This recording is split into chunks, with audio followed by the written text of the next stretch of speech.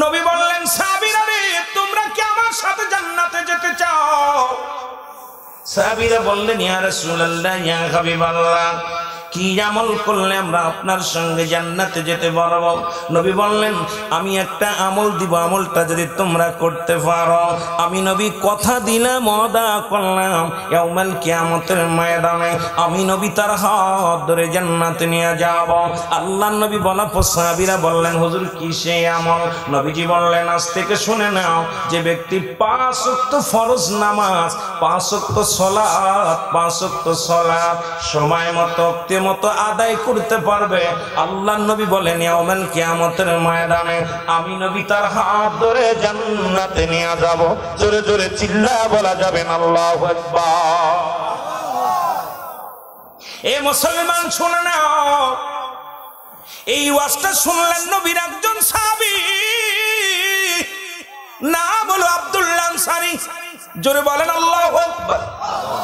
আব্দুল্লাহ আনসারী এই ওয়াজ শুনে বাড়ি গেলেন, বিবি ডাকতে বলে স্বামী রে আপনি রাসূলুল্লাহর পিছে সালাত আদায় করতে গেলেন, এত দেরি হলো কেন? বলে বিবি রে আজকে আমার নবী একটা ওয়াজ করছে। আমার বাজানেরা শুনেন, আজকে এই খাল্লাবাসী যারা আজকে বসেছেন যাদের বিবি আসে নাই, বাড়ি যে ওয়াজ করবেন বিবির কাছে বলবেন রুহুল আমিন সাহেব ওয়াজ করছে, অমুক বক্তা ওয়াজ করছে, অমুক বক্তা ওয়াজ করছে, কাজে লাগবে। কারণ বিবিদেরকেও দরকার দিনের বুঝ দেওয়া। আজকে মুসলমানদের কান্ডা লাগা শুনাল আল্লাহর নবীজি বললেন, বলা পর আল্লাহর নবীর সাহাবী আবাদান আব্দুল্লাহ আনসারী বাড়ি যা বললেন বিবিরে আজকে আমার নবী ওয়াজ করছে যে ব্যক্তি 5 ওয়াক্ত সালাত 5 ওয়াক্ত নামাজ সময় মতো আদায় করতে পারবে আল্লাহর নবী তার হাত ধরে জান্নাতে নিয়ে যাবে। বিবি ডাকতে বলে স্বামী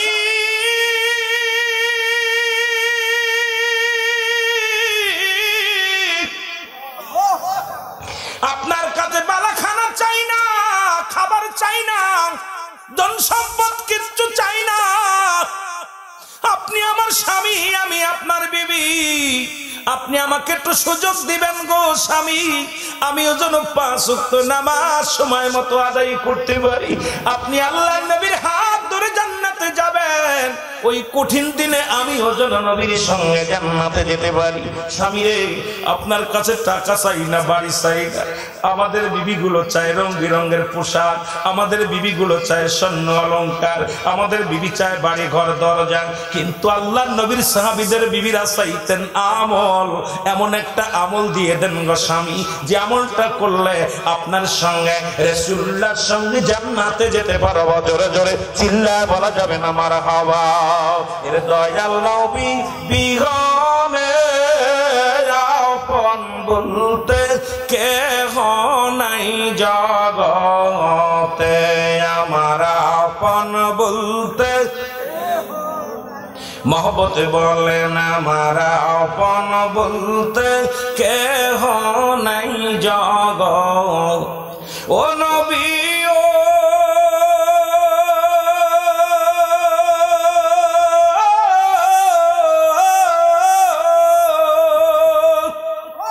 এই খাল্লাবাসীর আশিক গনে হইয়া দিওয়ানা,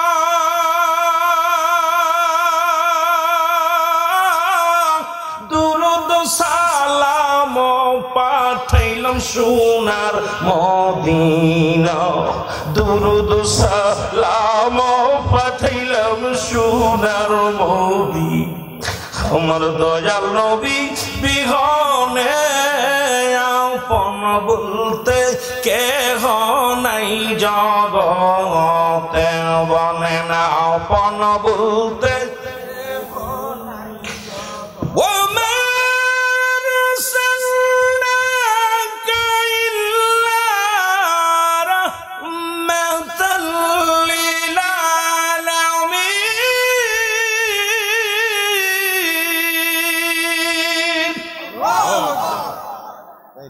আওয়াজ, আপনাদের আওয়াজ জবান থেকে এরকম আসল আওয়াজ হলে আমার দোয়াজ করাইতে পারবেন। আমি বাজান বড় বিদ্যা বক্তা না, ডিগ্রি নিছি অনেকগুলো, কিন্তু ডিগ্রিকে মূল্যায়ন করি না। আপনাদের ভালোবাসা, যত ভালোবাসা দিবেন গোলামের জবান থেকে সুন্দর আলোচনা বাইর হবে। আমি একটা বক্তা বাংলাদেশে শ্রোতার মুখ দেখে ওয়াজ করি, শ্রোতার ভিতরটা মদিনা আল্লাহর কাছে চাই, আল্লাহ তুমি মদিনা আল্লাহর খাতিরে আমার গোলামের মুখ দিয়া কিছু কথা বাইর করে দাও। আসমানের নিচেই জমিনের উপরে আমার মতো নরাধন আর দ্বিতীয় কে আছে আমি জানি না, তবে আমার ভিতরে আপনাদের দোয়াটা সবচেয়ে বড় পাওয়া। আমার ভিতরে কোনো এলেম নাই, কোনো কালাম নাই, কোনো কিছু নাই, আছে আপনাদের ভালোবাসা। মদিনাওয়ালা যদি একটু দয়া করে না আমার দিকে তাকায়, আমার আল্লাহ যদি গোলামের মুখের দিকে তাকায়, তাহলে হয়তো কিছু কথা বলতে পারবো। নয়তো আমার ভিতরে কোনো এই শুধু শুকনা কলস, কথা খালি কলস, কথা বুঝেননি? আমি বসে আছি চেয়ারের মধ্যে, কিন্তু এই যোগ্যতা নাই, এই আদব নাই, বুদ্ধি নাই, মহব্বত নাই, সাহস নাই। আমার মতো নরাধনকে দিয়ে আল্লাহ কথা বলাবে, যদি বলায় তাহলে বলতে পারবো। এই জন্য যত ভালোবাসা দিবেন তত আলোচনার মধ্যে ডুব দিতে পারবো, যত ফাঁকি দিবেন আমারও ফাঁকে পড়ে যাবো। আচ্ছা দিবেন সুন্দর আলোচনা, সুন্দর আলোচনার ভিতরে ডুব দিতে পারবো। মহব্বতে দুরূদ শরীফ পড়ুন। আল্লাহুম্মা সাল্লি আলা সাইয়্যিদিনা নবিয়ানা শাফিয়ানা মাওলানা মুহাম্মদ। আল্লাহুম্মা সাল্লি আলা নবিয়ানা শাফিয়ানা মাওলানা। আদম যখন মাটি পানি মোর নবীজি খোদা রাসূল, আদম যখন মাটি পানি মোর নবীজি খোদা রাসূল, তার উপরে পড়েন দুরূদ, তার উপরে পড়েন দুরূদ আল্লাহ ফেরেশতা কুল। আল্লাহুম্মা সাল্লি আলা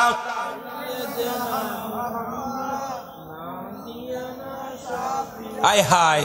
দুরূদ একবার পড়লে 10টা নেকি, একবার পড়লে 10টা গুনাহ মাফ, একবার পড়লে 10টা নেকি, 10টা পুরস্কার আল্লাহ ইয়াউমাল কিয়ামতের ময়দানে দিবে। নবীর উপরে দুরূদ পড়লে আল্লাহ খুশি হয়, নবীর উপরে দুরূদ পড়লে নবী নিজে খুশি হয়, নবীর উপরে দুরূদ পড়লে ফেরেশতারা খুশি হয়। কিন্তু আপনারা বেজার কেন? হট্টগোল আছে, দুরূদ নিয়ে হট্টগোল আছে? তাহলে একটু জোরে জোরে পড়েন।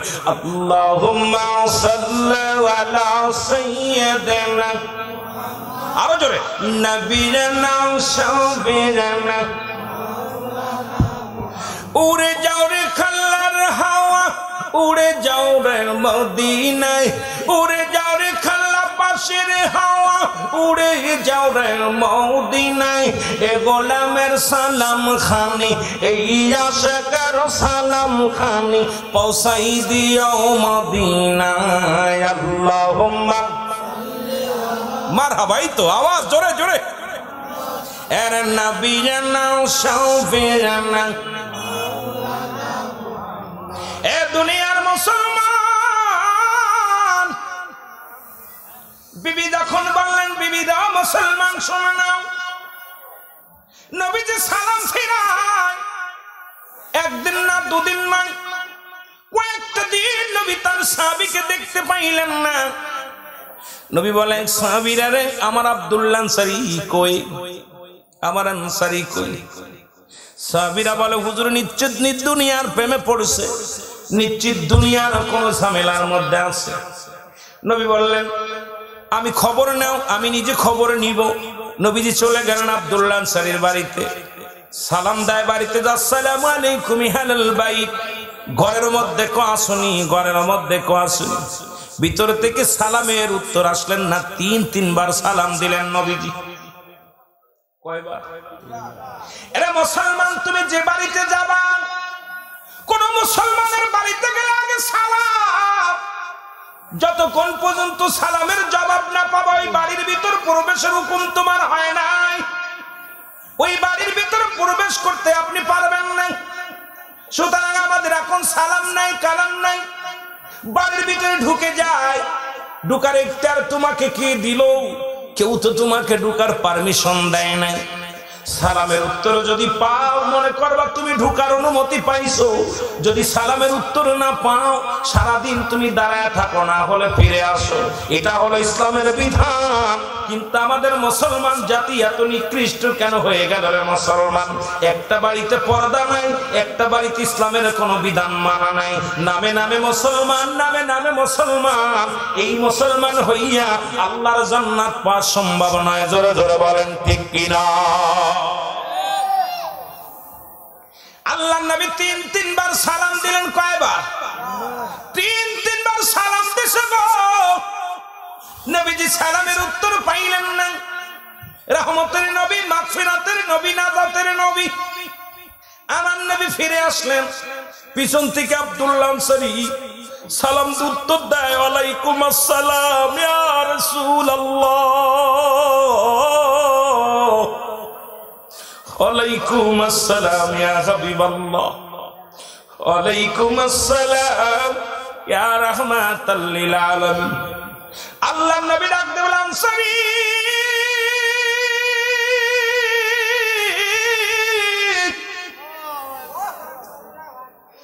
আমি তিনবার সালাম তোমাকে দিলাম, তুমি তিনটা সালামের উত্তরই আমাকে দিলাম। তার মানে আমার বুঝতে বাকি নাই, তুমি আমার সালাম কানে শুনেছিলা, উত্তর দাও নাই। বলে, ইয়া রাসূলুল্লাহ, ইয়া হাবিবাল্লাহ, আমি কেন সালামের উত্তর দিই না, এটার জবাব আমি আপনাকে দিতে পারবো না। আপনি যদি দয়া করে আমার বাড়িতে যাইতেন, তাহলে আমি কেন উত্তর দিই না আপনাকে বোঝাইতে পারতাম। নবী বলে, চলো। আল্লাহর নবী রওনা হয়ে গেল। আনসারী বাড়িতে যাইয়া যখন দরজা খুলে দিলেন, দরজা খুলে দেখে, দরজা খোলার পর ঘরের ভিতরে বিশাল একটা গর্ত খোঁড়া। আল্লাহর নবী বলে, আনসারী রে, ঘরের মধ্যে এত বড় গর্ত কেন গো?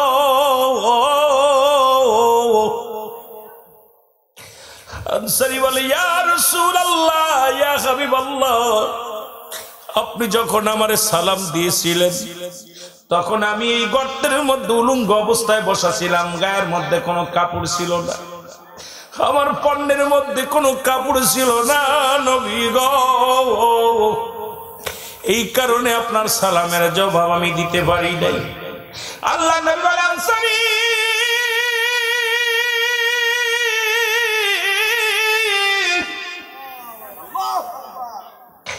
কিসের জন্য, কি কারণে তুমি সালামের উত্তর দিলা না? বলে, হুজুর, আপনি ওয়াজ করলেন যে ব্যক্তি 5 ওয়াক্ত সালাত সময় মতো আদায় করতে পারবে, আপনি তার হাত ধরে জান্নাতে নিয়ে যাবেন। নবী গো, আমি বাড়ি যাই আমার বিবির কাছে ওয়াজটা করি। আমার বিবি ডাকতে বলে, স্বামী রে, জীবনে টাকা চাই না, বাড়ি চাই না, কিচ্ছু চাই না, আপনার কাছে একটা মাত্র দাবি করে যায়, আমি যেন 5 ওয়াক্ত সালাত আদায় করতে পারি, সেই দোয়াটা আপনার কাছে চাই, আর সেই সুযোগটা চাই। ইয়া রাসূলুল্লাহ, ইয়া হাবিবাল্লাহ, আমাদের স্বামী স্ত্রী মিলে একমাত্র একখানা কাপড়, যখন আযান পড়ে যায়, মসজিদে আযান পড়ে যায়, আমি ওই কাপড়টা পরে আপনার পিছে নামাজের জন্য চলে যায়। আমার বিবি উলঙ্গ হয়ে গর্তের মধ্যে বসে থাকে, সালাম ফিরায় আমি এক দড়ি বাড়িতে আসি, বাড়ি আসি গর্তের মধ্যে ঢুকে যায়, ঢুকিয়া কাপড়টা খুলে দিয়ে আমার বিবি পণ্য দিয়া আমার বিবি পরিধান করে। ইয়া রাসূলুল্লাহ, ইয়া হাবিবাল্লাহ, এই কাপড় পরিধান করে নামাজে দাঁড়া যায়। আপনি যখন সালাম দিয়েছিলেন, তখন আমার বিবি নামাজের মধ্যে ছিল, আর আমি উলঙ্গ অবস্থায় গর্তের মধ্যে বসেছিলাম। ইয়া রাসূলুল্লাহ, ইয়া হাবিবাল্লাহ, কারণ আমি উলঙ্গ অবস্থায় থাকার কারণে আপনার সালামের জবাব দিতে পারি নাই। আমার নবী চোখের পানি ছেড়ে ডাকতে বলে, আনসারী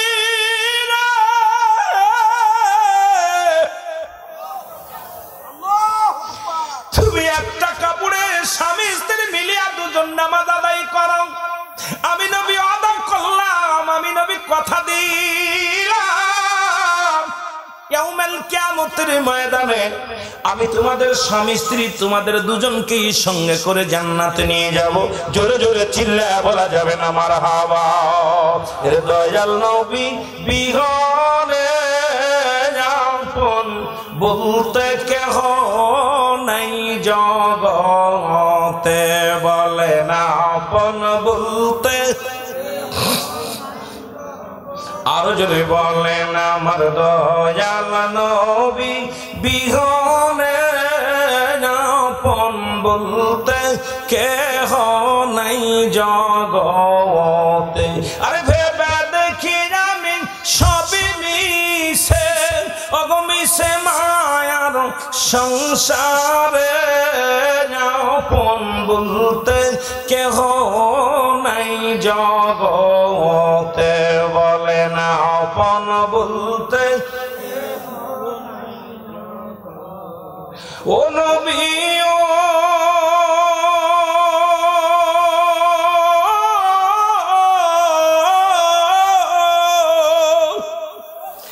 আপনাকে ভালোবেসে শুইলাম কত জ্বালা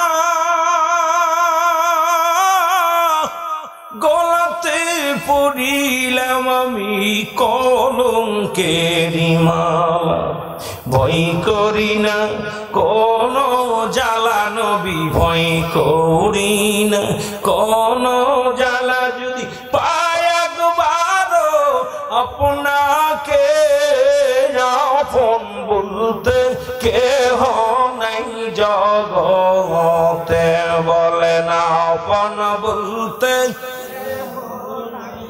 मोहब्बते बोले ना बन बोलते केह नहीं जगते अमर दयाल नबी बिहने अपन बोलते केह नहीं जगते अमर भाईरा अमर बंधुरा अमर আব্দুল্লাহ আনসারী এক কাপড়ে স্বামী স্ত্রী দুজন নামাজ আদায় করছে গো।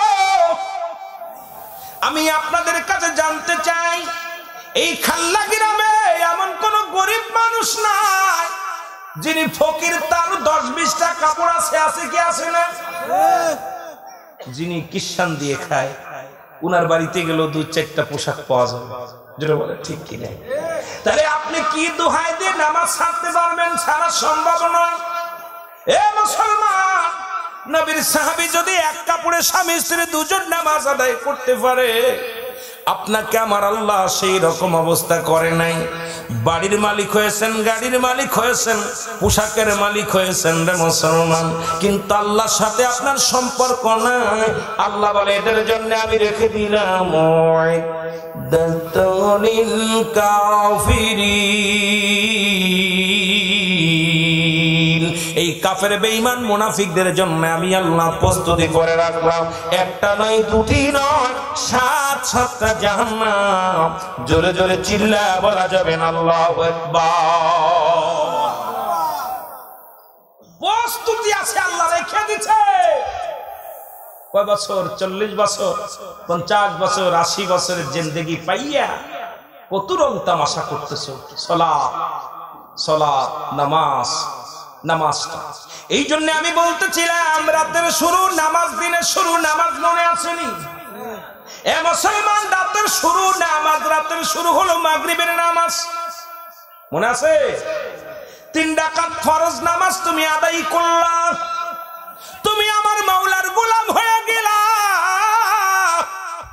এবার তুমি 2 রাকাত সুন্নাত নামাজ তুমি যখন আদায় করলা, আমার নবীর প্রেমিক হয়ে গেলা। এখন যদি তোমার রাতের মধ্যে মৃত্যু হয়, তোমার মৃত্যুটা হবে আমার নবীর প্রেমিক, আল্লাহর গোলাম। জোরে জোরে চিল্লা বলা যাবে না আমার হাওয়া। নামাজের ওয়াজ করলে কিছু বেনামাজির কলিজার মধ্যে আঘাত ধরে, কথা কোন ঠিক কিনা? নামাজের ওয়াজ তো মুসলমানদের কাছে করা উচিত না। দাওয়াত দেওয়ার দরকার কাদেরকে? যারা ঈমান আনতে পারে নাই, নামাজের ওয়াজ তো তাদের কাছে করার দরকার। কিন্তু আমরা মুসলমানদের কাছে নামাজের ওয়াজ করি, কারণ কি? আমরা পরিপূর্ণ মুসলমান হতে পারি নাই, ঠিক কিনা? বড় কষ্ট এখানে। সালাত সালাত, তাহলে রাসূলুল্লাহর উম্মত হিসেবে যদি স্বীকৃতি পেতে হয়, নামাজের দরকার আছে না? কথা বলেন। আল্লাহর গোলাম হতে হলে যদি নামাজের দরকার আছে কি? যেটা বলেন আছে। আমরা কার? এই জমিন কার? আসমান কার? সবকিছুর মালিক কে? আল্লাহ। আমরা ইবাদত করব কার? আরো জোরে বলেন কার? এত কষ্ট হয় কেন? এত কষ্ট হয় কেন? সেই মাওলার ইবাদত করতে গেলে কেন এত কষ্ট হয়? হয় এই জন্য ওই তৎকালীন জামানাও ঈমান বেঈমান ছিল, এখন আছে। আল্লাহ বলে আমিনান নাস, মানুষের মধ্যে বাকুরু তারা বলবে আমান্না, তার ঈমান আনছে বিল্লাহি, আল্লাহর প্রতি। ওই জামানাও ছিল, এখনো আছে। আমিনান নাস, নাস শব্দের অর্থ মানুষ। নাস শব্দের অর্থ মানুষ। নবীজিকে বলতেছে আল্লাহ হাবিব, আপনার কাছে কিছু মানুষ আসবে, তারা বলবে আমরা ইমানদার, আমরা মুমিন, আমরা মুত্তাকিন। এখন অনেকের মুখে দাঁড়িয়ে আছে, নামাজ পড়ে না, টুপি মাথায় দেয়, নামাজ পড়ে না, মুসলমানের গর্ভে জন্ম নিছে, গরু ছাগল সবই খায়, হালাল প্রাণী খায়, নামাজ পড়ে না। তাহলে এই সমস্ত আল্লাহকে ধোঁকা দেয়। এখন আল্লাহ ডাক দিয়ে বলে হাবিব অমিনান নাস, মানুষের মধ্যে তারা বলবে আমান্না তার ঈমান আছে বিল্লাহি, আল্লাহর প্রতি বিনাউনি আখির আখিরাতের প্রতি বিশ্বাস স্থাপন করছে, আমাল মুমিনিন, ওরা মুমিন মুত্তাকিন বলে দাবি করবে। এখন দাড়ি টুপি জুব্বা লাগাইয়া অনেক দাড়িওয়ালা আছে, ফজরে নামাজ যায় না, কথা কয় না কেন? দেখলে মনে হয় ভালো ভালো মৌলবী, রাগ করেন না। আবার কইবেন হুজুর দাঁড়িয়ে লাগের পিছে, না দাঁড়িয়ে লাগের পিছে লাগছি না, কারণ লিবাসের মধ্যে ইসলাম ঢুকাইছে। দেখলে পারে টুপি মাথায়, মাশাআল্লাহ।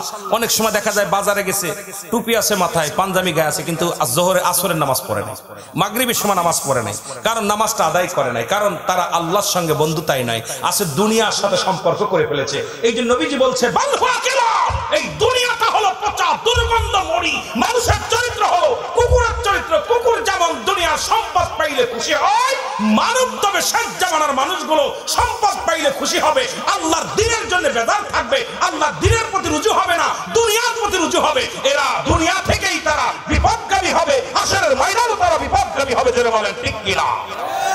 আরো জোরে বলেন ঠিক কিনা? কষ্ট হয় আমার কথায়, কষ্ট পাচ্ছেন বুঝাতে যে, কিন্তু ইমানদার যারাই কষ্ট করে আল্লাহ বলেন আমি এদের জন্য রেখে দিলাম। আল্লাহ বলেন বিসমিল্লাহির রাহমানির রাহিম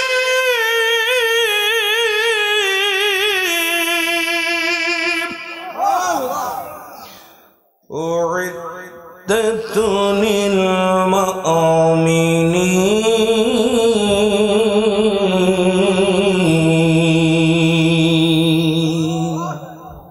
মুমিন মুত্তাকিদের জন্য শুভ সংবাদটা। আল্লাহ বলে আমি যারা এই যে রাত জেগে যারা এই শীতের রাত্রে ওযু করে ঠান্ডা পানি দিয়ে যারা ওযু করে নামাজ আদায় করতেছে, যারা হালাল খাইতেছে, যারা কষ্ট করতেছে, যারা জান্নাতের পাগল, আমি তাদের জন্য প্রস্তুতি করে রাখছি ইমানদারদের জন্য, মুমিনদের জন্য 8টা জান্নাত। কয়টা জান্নাত? আপনারা খাল্লা গ্রাম চেয়ারম্যান পাইছেন, একটা দাপট আছে, যা দাবি করতে পারবেন, ঠিক কি না? কথা বলেন ঠিক কি না? আমার ভাইরা, আমার বন্ধুরা, আমার গভীর মনোযোগ। আর এই পথে আসার জন্য যুগে যুগে নবীজিকে পাঠাইলেন। আল্লাহ বলেন, আল্লাহর নবী বলেন, কি বলেন শুনে নেন। নবী বলেন হায়াতি খায়রুল লাকুম ও মামায়াতি খায়রুল লাকুম। নবী বলেন উম্মতিরা রে শুনে নাও, আজকে কথাগুলো বুঝাইতে যায় অনেক কথা চলে আসবে। দাদু ভাইয়েরা, প্রাসঙ্গিক বাদনরে আনুষঙ্গিক ভাবে অনেক আলোচনা চলে আসে, একটা কথা বলতে গেলে আর একটা কথা জোড়ায় চলে আসে। মূল আলোচনার মধ্যে আমাদের থাকা লাগবে। নবীজি কি বলে শুনে নেন। নবীজি বলতেছে উম্মতিরা রে, আমি নবী দুনিয়ার মধ্যে আগমন করলাম, এটা আমার উম্মতের জন্য বড় কল্যাণকারক। জোরে বলেন মারহাবা। আর একটু জোরে। আমি নবী দুনিয়ার মধ্যে আগমন করেছি আমার উম্মতের জন্য কল্যাণকারক। এ আলেম ওলামা, নবী যারা চেনো না, শরিয়াত তরিকত হাকিকত মারফত ইসলামী মানে এহসান কালেমা নামাজ রোজা হজ যাকাত আগুন পানি মাটি বাতাস, আজকে বোঝার জন্য প্রতিটা মানুষের মধ্যে 4টা রং আছে। 1 নাম্বার আগুন পানি মাটি বাতাস। মারহাবা বলেন না? প্রতিটা মানুষের মধ্যে 4টা রং আছে। কয়টা রং? জোরে বলেন কয়টা রং?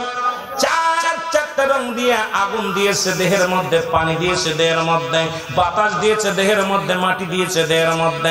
নবী কি বলে এখন আমার বাজানেরা শুনে নেন। নবী বলে উম্মতিরা রে, আমি নবী দুনিয়ার মধ্যে আগমন করেছি আমার উম্মতের জন্য বড় কল্যাণকারক। কারণ আমি নবী আমার উম্মতের সঙ্গে চলাফেরা করেছি, আমি নবী আমার উম্মতের সঙ্গে কথাবার্তা বলেছি, আমি নবী আমার উম্মতের মতো ঘর সংসার করেছি। এখন এই যুগে আমাদের অনেক আলেম ওলামা কয় নবীও মানুষ আমরাও মানুষ। নবীরা হলো গুনাহ থেকে মুক্ত, আমরা গুনাহে যুক্ত। নবীরা হলো মাসুমের মাসুম, আমরা হলাম গুনাহ মার্কা মানুষ।